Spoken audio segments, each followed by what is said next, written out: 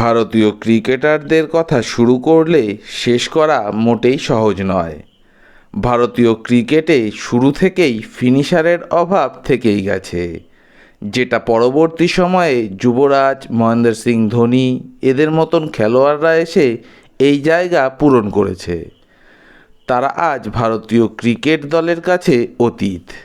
বর্তমানে 1 বছর আগে এক খেলোয়াড় সবার মন কেড়েছে, যে 6 নম্বরে নেমে অসাধারণ ম্যাচগুলোকে সাধারণ করে দলকে জিতিয়েছে। সে দলে নতুন হলেও তার খেলা যেন পরিণত এক খেলোয়াড়ের মতন। সে বর্তমান সময়ের ভারতীয় দলের অন্যতম ফিনিশার হিসেবে পরিচিত।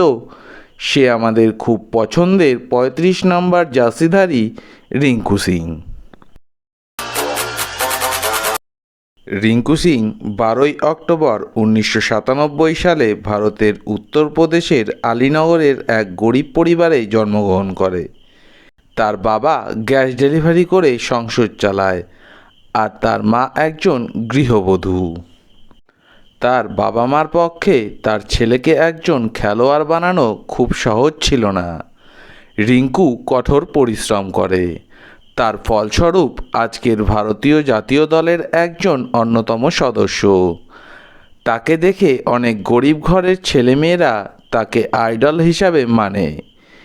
ইচ্ছে শক্তির ওপরে কোনো বড় শক্তি হয় না, তাই সে আজকের 100 কোটির মানুষের মধ্যে ভারতের একজন হয়ে উঠেছে। রিঙ্কু একজন বাঁহাতি ব্যাটসম্যান ও ডানহাতি স্পিনার বোলার। রিঙ্কু আন্ডার-16, আন্ডার-19, আন্ডার-23 এই 3 বিভাগেই উত্তরপ্রদেশের হয়ে খেলে। তার ফার্স্ট ক্লাস খেলার পারফর্ম খারাপ ছিল না, এমনকি আইপিএলেও ভালো পারফর্ম করে।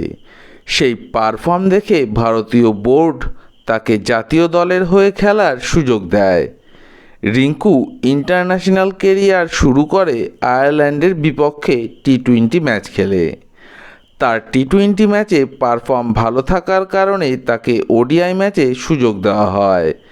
সে প্রথম ওডিআই ম্যাচ খেলে সাউথ আফ্রিকার বিপক্ষে। রিঙ্কু যে শুধু ভালো ব্যাট করে এমনটা নয়, সে একজন অসাধারণ ফিল্ডার। রিঙ্কু জাতীয় দলে খেলার আগে তার আইপিএলে প্রবেশ হয়েছিল। 2017 সালের আইপিএলের অকশনে পাঞ্জাব দল তাকে নিজের দলে নেয়, কিন্তু তাকে তেমনভাবে খেলার সুযোগ দেয়নি। পরবর্তী সময়ে 2018 সালের আইপিএলের অকশনে কলকাতা নাইট তাকে নিজের দলে নেয়। নাইট রাইডার্স দল তাকে সুযোগ দেয়, এমনকি রিঙ্কু সেই সুযোগ কাজে লাগায়। তার এই কলকাতা নাইটের পারফর্মের ভিত্তিতে ভারতীয় জাতীয় দলে সুযোগ হয়। বন্ধুরা, আমি জয়ন্ত।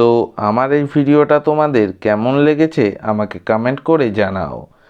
ভিডিওটা ভালো লাগলে লাইক দিয়ে আমার পাশে থাকো। ভিডিওটা বেশি বেশি করে শেয়ার করে দিও।